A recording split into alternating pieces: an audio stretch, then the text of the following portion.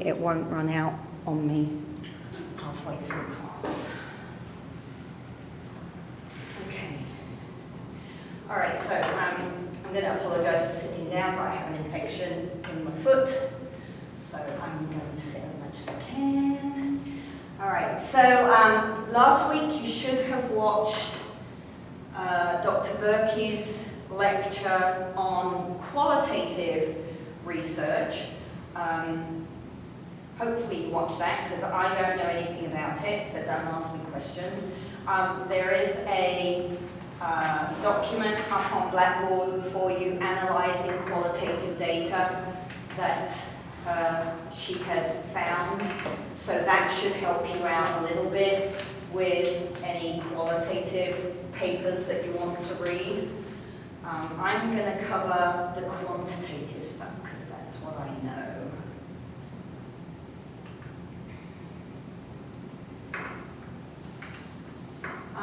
So a recap, because I think Dr. Berkey's covered most of this, that quantitative collects data that is numerical. So we have a numerical set of information at the end of the study, whereas qualitative is much more verbal, interviews, conversations, emails, things like that. With quantitative, we have to be very careful with the controls that we put on the experiment. So we have to know who our participants are going to be, and we have to identify the boundaries and the characteristics for them. We want to know what our environment and or our task is going to be and make that really clear. And we may have to state what the limitations for the study are. So for example, if I use a cohort group, so I go to the high school and I only test the high school soccer team, then I have to state the limitation that this data can't be generalized across other populations because it wasn't a wide enough group of participants, right? That kind of thing. Generally with quantitative, we're looking for predictions or a cause and effect relationship. That's usually part of the purpose. That's what we're aiming to find.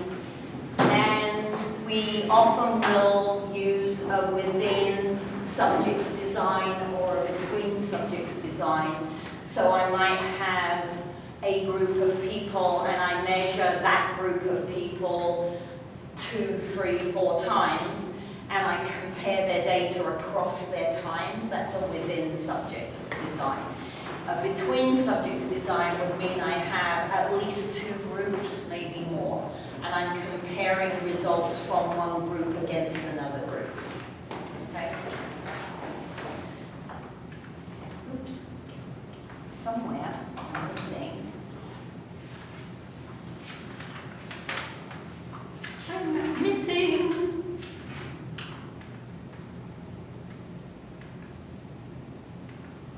Sorry, okay, this is not the right. Sorry, let me look one more time because this is not.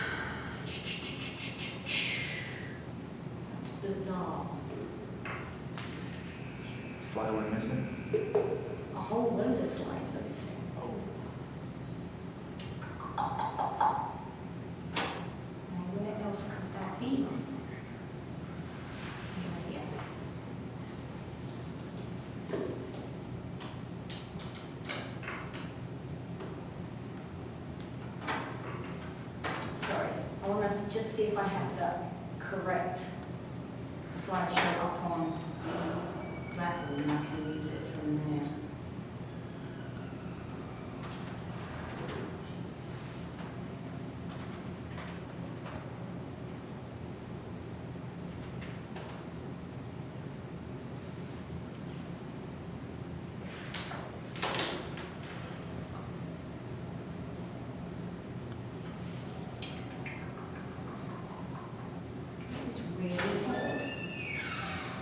Disappeared? Well, it's the one I have on my thumb drive is the wrong one. Let's see what this one is.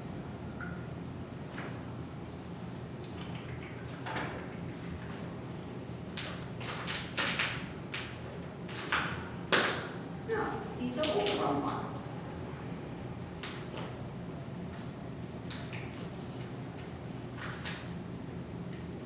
That's not helpful.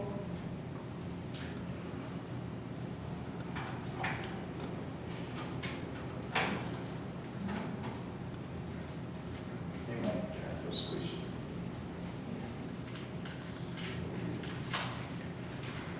Okay, that's all right, I'll wing it.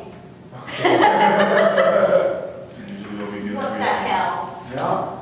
All right, so then when you are looking at your purpose statement,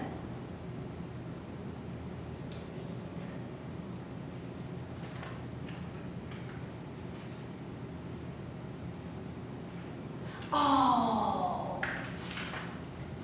you know what, because I bet I've got, okay, don't worry about that. I'll say this anyway. I know what the problem is. I put down the wrong notes. But it can't be the wrong notes.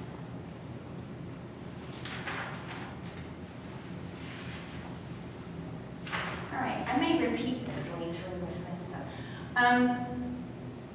When you're thinking about your purpose statement, all right, because that's coming up soon, and you should be working on that in your head and looking for research papers and things on subjects that you're interested in. So the first decision that you have to make really is, what is my question? Okay?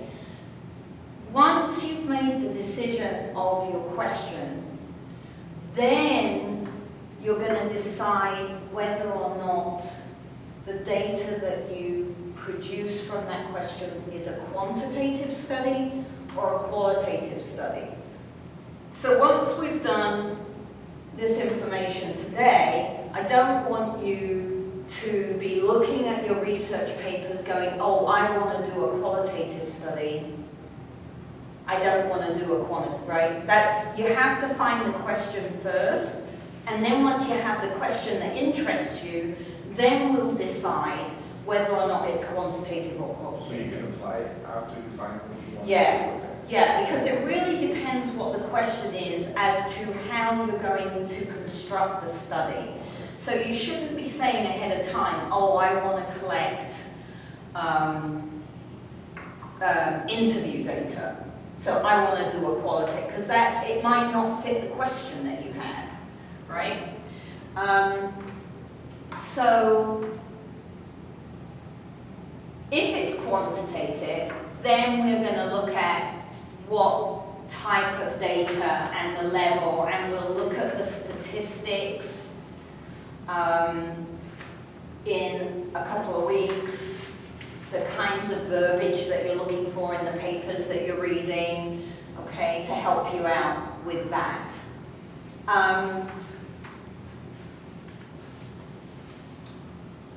So let's, for this week, assume that we're going to run something that is quantitative, all right? So we're going to end up with a set of numbers to analyze, all right? So some of the things that we have to pay attention to when we're looking at picking our participants for a quantitative study, can we find a random sample? That can be quite difficult. And if it isn't a random sample, then that's typically something you would see in the limitations, all right? If we can manage to get a random sample of people, then the data that we have can be used to infer the results to other populations. But if it's not a random sample, then we have to say we can't generalize these results. We can only say that they apply to this population in this situation, right?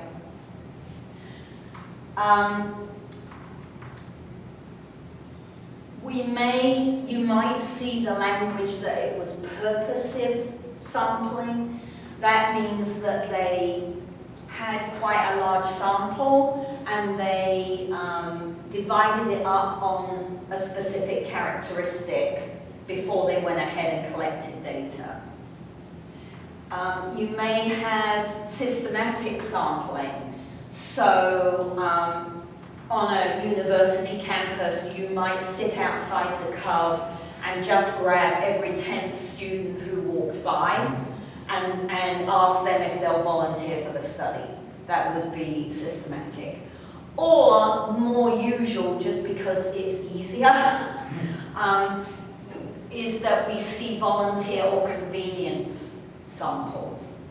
So I'm not sure if Jesse and Eduardo were in when I was saying this earlier, that in movement studies we often use a convenience sample. We'll go to the high school and pick the high school soccer team, and we'll run the study on the high school soccer team because it's convenient. They're right there, we can get permission for them, and we can say that as a high school soccer team, this data may apply to other high school soccer teams, boys or girls, depending on what we're looking at, but it can't apply to anything else, right? That's what a convenience sample is. And as I said, we see that a lot in movement research because that's where we're running our research. You know, we're in a school or we're working with a team, and that's who we have to hand. So it's the simplest way forwards.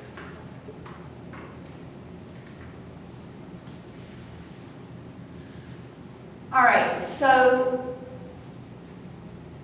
unfortunately, for better for worse, certain terms are used for different things within the same research. So when we're talking about random assignment, that isn't the same thing as random sampling. Right? Random sampling means that I go across the country or across the state and I get people from all over the place. Random assignment means that once we've got our sample population, how do we divide them up? Okay? So this can be a real killer on an article. If you are looking for certain information and you read an article and they don't mention that they randomly assigned their participants and they don't give a reason why they didn't do that, that article may not be worth spending time with, right? There's various different ways of doing random assignment. If you want to be clever, you can use a computer program to do it. I've always used a coin and flipped a coin. You can have someone pick people out of a hat and put first person in one group, second person in the next group. It doesn't have to be clever as long as it's random, right? When we are doing intervention studies, so we have a group of people and we're going to run some kind of program on them, then you'll often see that they not only randomly assign, but they match the pairs. So what that means is that I've got person 1, 2, 3, 4, 5, and 6, right? So I take the pre-test results, right, and I line them up from, let's say we're looking at a strength program, okay? So number 1 is the strongest, number 6 is the weakest. Okay, so I'm going to take number 1 and 2, and I'm going to have group A has number 1, group B has number 2. Alright? Then I am going to take 3 and 4, and I'm going to flip a coin. So whether I put 3 here or 3 here depends on the coin flip. So let's say we end up with 4 and 3. And then I'm going to take 5 and 6, and I'm going to flip a coin. Right? And I end up with 5 here and 6 here, and so on. Okay? What that does is it means that not only have I randomized the population, but I've made sure that I didn't have all the strong people in one group and all the weak people in another group, because that skews the data. Right? Again, it depends upon the design and it depends upon the question. Not all intervention programs need matched pairs. It depends what the question is. But a lot of them do. So you'll see that terminology quite often, because when we are looking at a physiological response to something, then I can easily make the data not valid by not balancing the groups out correctly ahead of time. Does that make sense? Okay? So that's a really good way of controlling for the differences between people and their responses to a training program. So again, you'll see that language quite often.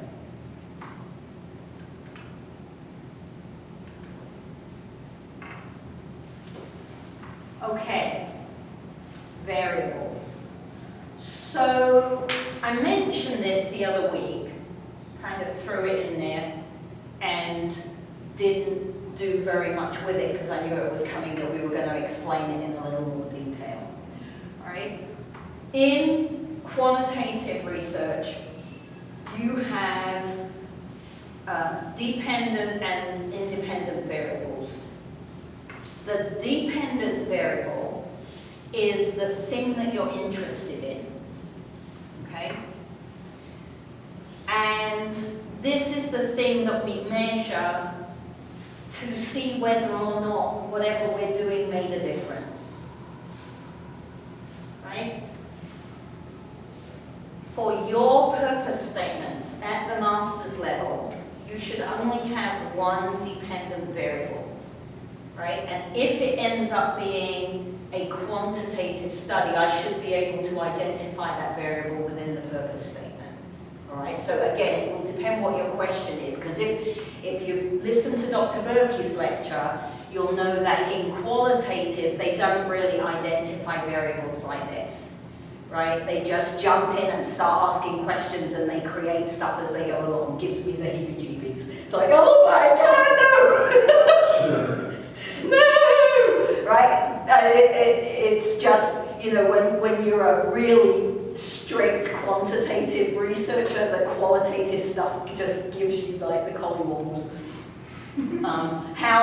Because there's no control over what's going on. You know, they just kind of willy-nilly find their way through. It's like, oh my God. So I have quite a hard time with qualitative stuff. I mean, I can see the value of it, but I couldn't do it. There's no way I'm running that kind of study. The independent variable is the thing that you're goofing around with, right? That you're playing around and manipulating to see what effect it has on your dependent variable, okay? And your independent variable at this level, you should try to stick with one. I'll allow 2 if you have a really good reason for having 2. And the reason I'm trying to put those boundaries on your purpose is because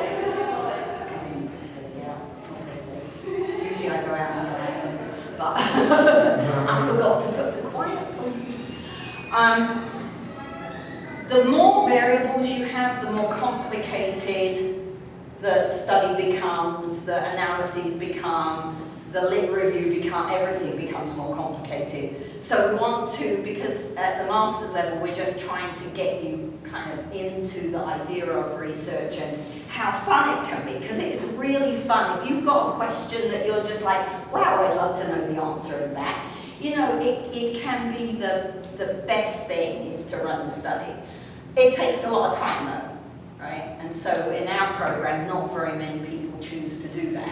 But what I want at the end of this class is that you've got a purpose statement that if you wanted to run the study for a thesis, you've got something that's viable and usable, right? That's the plan. So the dependent variable is the thing you're interested in, the independent variable is the thing that you're manipulating, and then it may be more than one level. So let me explain that.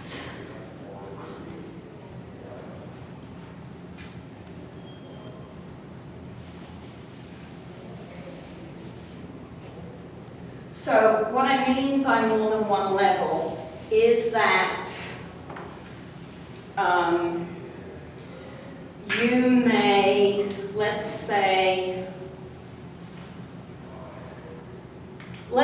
you're looking at a walking program, and the effect of the walking program on body fat levels in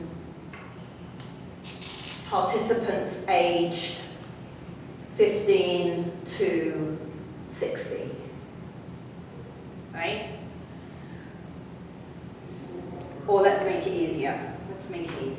Let's say you're looking at the walking program and you're looking at the difference of the effect of the program on men versus women, right?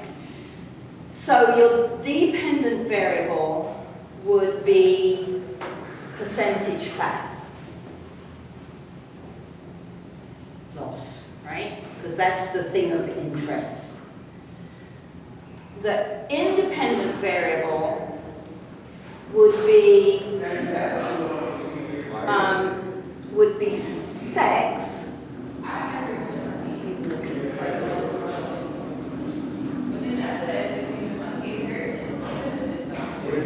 I think it would be walking. I changed my mind.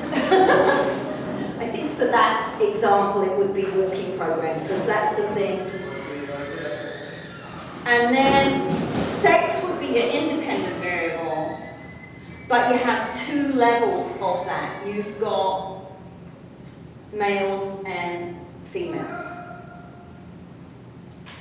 right? So one of the common mistakes at this level when you're beginning is that you state that you have two independent variables, men and women. But that's not two independent variables, that's one independent variable with two levels. Does that make sense?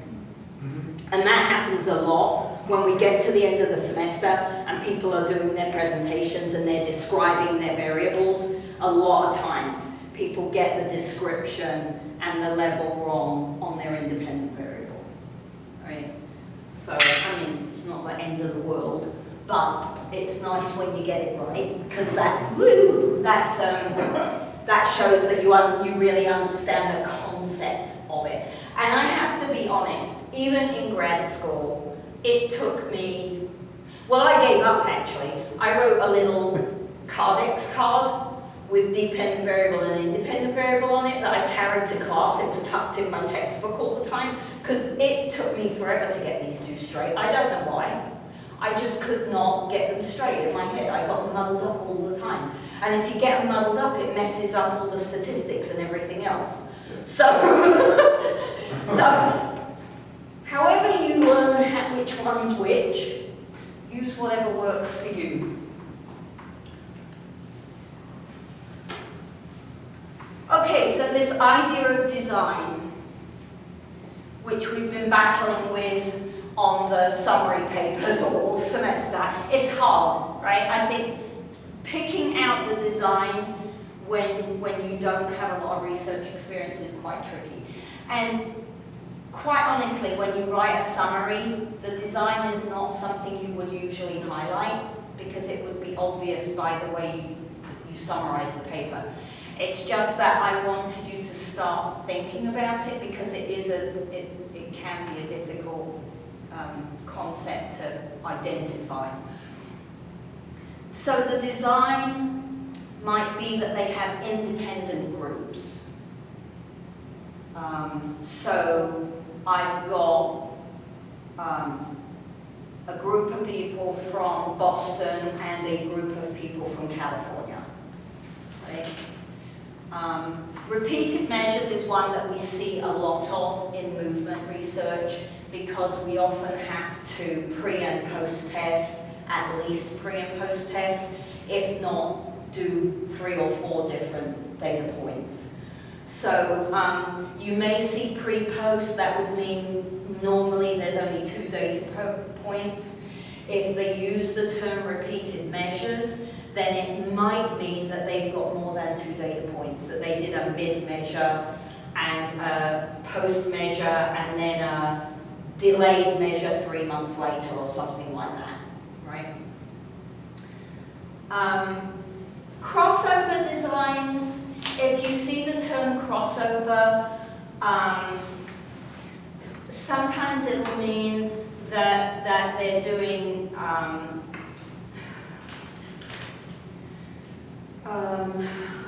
to explain that? It's been so long since I've had to explain that. Let me come back to that one. I need to think that through. Pilot study. So sometimes, particularly if you're running a data collection that is completely new. So like I did for my dissertation, I looked at cortisol levels in preschoolers, which have been done a lot, but I looked at them in response to motor skill intervention, like a PE class. And then what happened? Because we've got lots of information on cortisol levels in adults in response to exercise, but we didn't have any on that age group.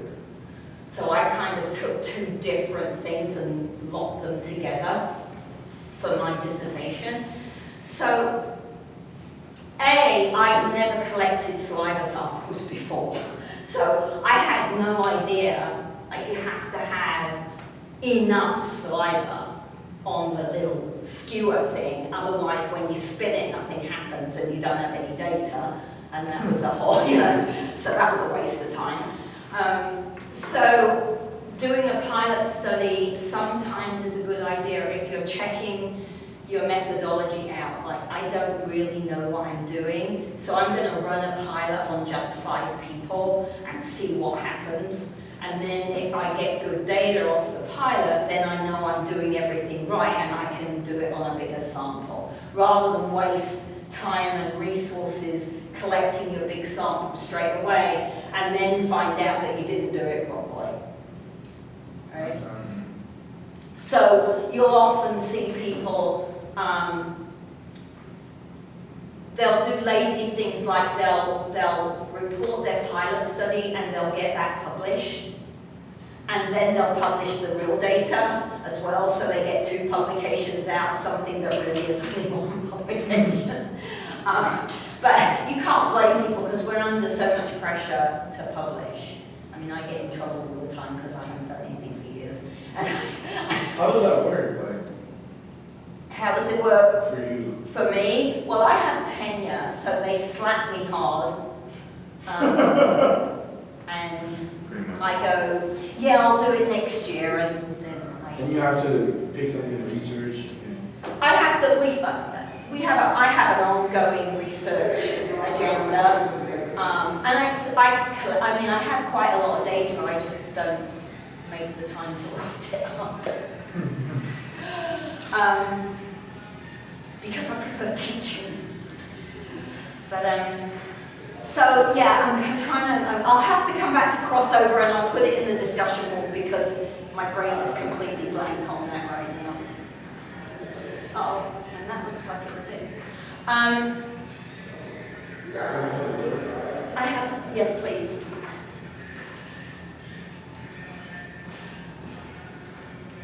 Short and sweet.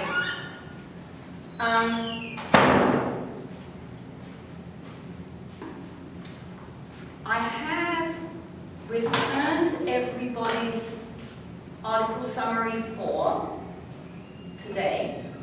So that's sitting there with feedback for you.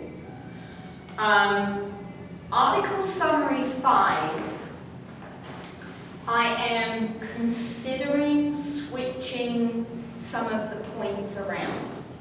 Because usually I have 2 points on the purpose statement. But trying to find the reason why he wrote this paper in Article 5 is pretty hard. It's pretty tricky. The first time I read the paper, it took me like 3 attempts of reading the paper to work out what I could have as a purpose statement. So I'm really tempted to take one of the points away from the purpose statement and add it to the procedures. Because really, again, not that it's a data collection, so it's not a straightforward, I did step 1, step 2, step 3, step 4. You've got to really read and pull stuff together for that purpose. But it seems like that's really the main part of the summary. How would you feel about that if I do that? If I put out another, I'll just fiddle it around in the template and send it out on an email. Yeah. Okay. Because I think people often, I use this article a lot because I really like this. I like what the article is trying to tell us. And because they get 0 out of 2 on that purpose statement, it really hurts the grade. And I think, you know, I go back to it and I've got notes all over about how difficult this was to find. I'm like, okay, so it shouldn't be 2 points if it's that difficult, right? The point should be somewhere else. So I think I'm going to do that.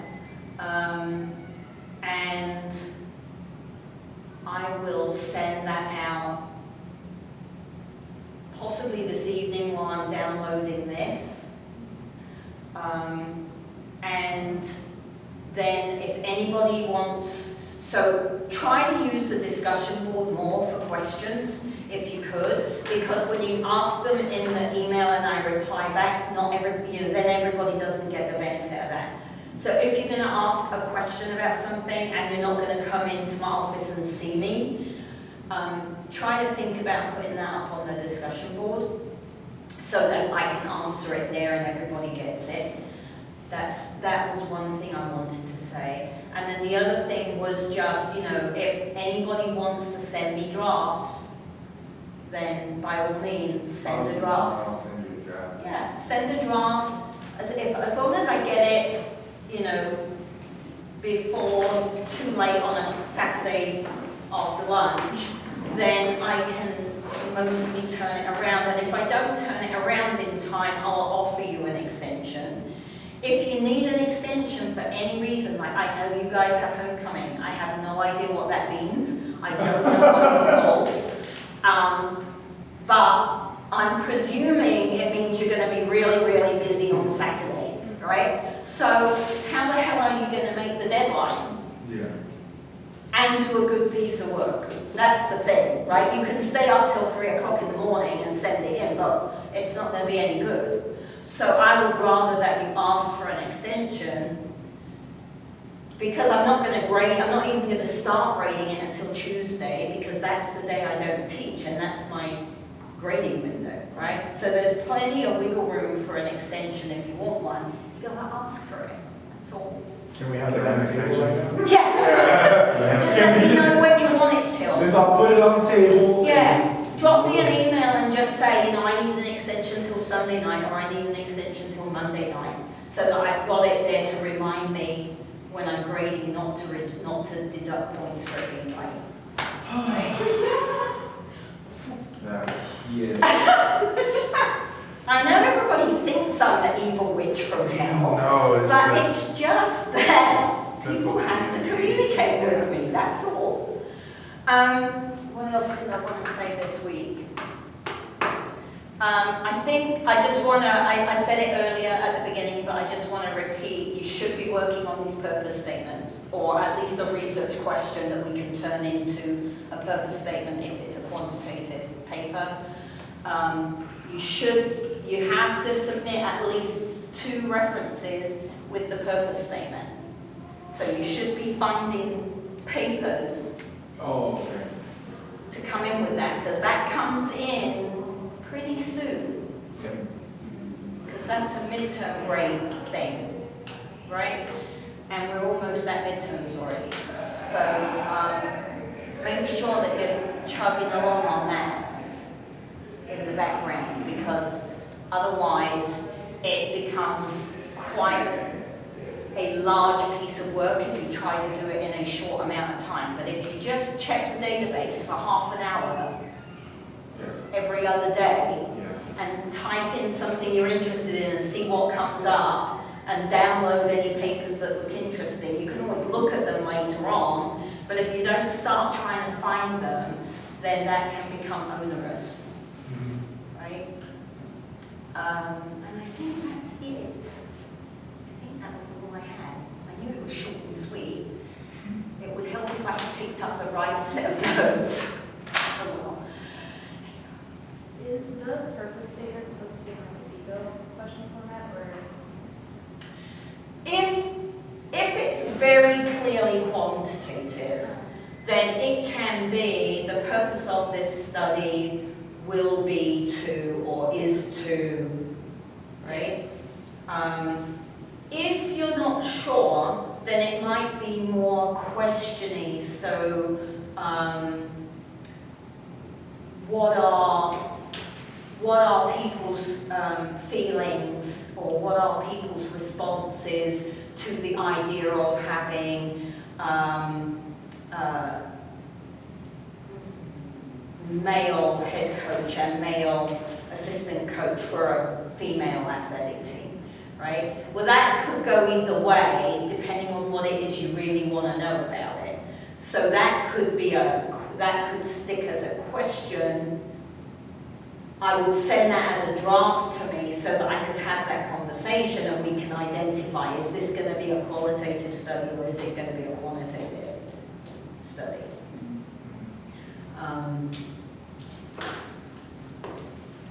Because, you know, there's lots of, you're all sports admin students, most of you I suspect will come up with an exercise science question instead of an admin question. The admin questions in particular, to me, seem to lend themselves a little bit more. Or you could say, what are the girls' feelings about this coach's approach to discipline, right? Well, again, that would be more kinesiology-ish, but you could do that by interviewing the girls, or you could do it by creating a Likert scale type questionnaire, in which case your data will be numerical and it would be a quantitative study. But if you interview the girls and ask them what they think, and then you've got all this interview tape to code and A wide range of responses. then it's qualitative, right? Because what you've got is verbal data that you have to code and identify and put into group, right? So it's different. But you could answer that question either way, it just depends what you really want to get at. Right? I know how I would do it. It would not be internet. Yeah, I just can't go. I did a mixed study actually with Dr. Berkey last year. We presented it at a conference and she did the qualitative bit and I did the quantitative bit. And so it worked out really well. And we ended up with some really interesting data. I mean, I'm glad we did a combined study because it was fascinating, but I wouldn't have wanted to do her part of the study. If I hadn't had her on board, I wouldn't have run it that way at all, because it was... The thing about quantitative data is it takes a long time to set the study up properly, because there are lots of control issues that you have to pay attention to and get right. Otherwise, the data's worthless, right? So the front end of the study is work heavy. But once you've got the data, especially now we have statistical software, and we don't have to do it by hand anymore, you just plug it in and you press a button and bang, you got all this stuff, and then you just write up it, right? With qualitative data, they don't do any planning. I mean, hardly any planning. So there's nothing really up front, they just do it. But then you've got this ugly data at the end of it, because if it's interviews, you have to play back the interview and find the keywords, and then you have to create all those themes, and right? So the data analysis and the results sections are horrible in a qualitative. I mean, they spend weeks analyzing data. You know, they'll spread paper out all over the floor, and they'll have little words on, yeah. There is software now to help people who are qualitative researchers do that same process. Instead of laying it out on the floor, you can lay it out on the screen and kind of put links and things to, but yeah, not for me. I'll stick with my numbers. So, what else? I think that's it. Any questions? Okay. That helped a lot. Yeah, really. Is this a regularly like weekly thing? So I forgot to bring my folder, so let me have a look at the syllabus. We've got a couple more, I know.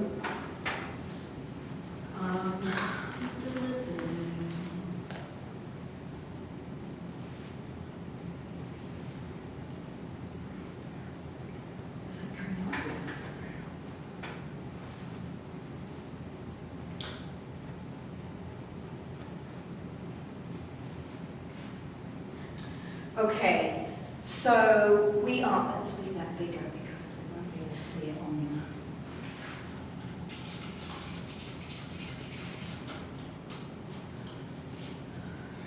We're here. So next week we don't have a lecture, but I will sit in the office, GA40. Okay. I'll be there from like 4:30 to 6:30. And so next week is really for you to knuckle down on this purpose statement, because it's due on the 5th of October. Okay. Or with an extension, right? I mean, I have to have midterm grades on the 14th, is that a Monday? 14th of October? I think so. That sounds right. So I've got some wiggle room here for grading this. So if you need a few more days, that's not going to kill me, because I've got enough stuff in the undergrad classes to be grading for midterm. So there's not a problem with some extension on that piece of work. And then midterm week we'll have a lecture.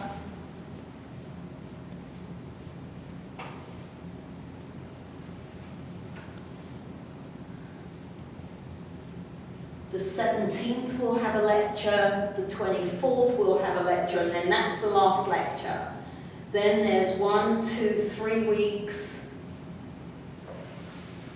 to meet with me about annotated bibliographies and about your final presentations. And we could use that week as well. Then we've got Thanksgiving. And then the last 2 weeks, the week before finals and the final week is the presentations. Perfect. And the presentations, right now I have 18 people in class, which I've never had. So, if we still have 18 people when we get to here, these presentations are going to be much shorter than is currently on the guidelines, because we'll never get through them all. Yeah. Just 10 minutes, right? I think I have like 15 minutes or something on the guidelines, but it will have to be I have a shorter than question. that So- with that many people. December 5th, I'll probably be back home. You'll have to do it over Collaborate. Okay. Perfect. Yeah, the distance students will just dial in. It needs to be at class time, Okay. but we'll have a Collaborate classroom set up so that they can dial in live, and then the people who are sitting in the classroom can see them and hear them and give comments. And Do you know what time that will be at? Because I know women's basketball, we have, on the 5th, they have a game at 11 in the morning, and then on the 12th, they have a game. it'll be normal class time, so it'll be like 5 o'clock till, well, I mean, depending on how many people, we may have to start at 4:30 to get everybody done. On the 5th and on the 12th. Have you got a game on the 12th? Yeah, the 12th is at 4:30, and Thursday the 5th is at 11 in the morning. So the 5th. So you'll be, so when I put up, I'll email everybody and I'll say, okay, it's time to let me know which time slot you want. Here are the time slots. First come, first serve. So you better get in quick so you get one on the 5th. And then you'll just have to, you'll lose the participation points for the 12th, but it's minimal. It won't kill you if you do a good job on this. It's the big stuff. Then losing the participation points for not coming for one of these sessions won't kill you.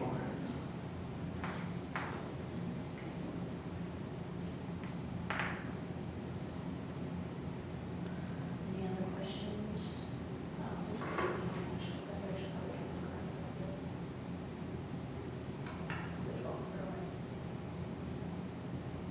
You know, and just then, here's the thing, if you look at it and you go, what the hell did she say?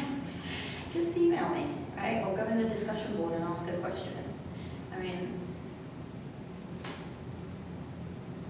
I try really hard to make the syllabus as clear as possible, but it's never clear for everybody.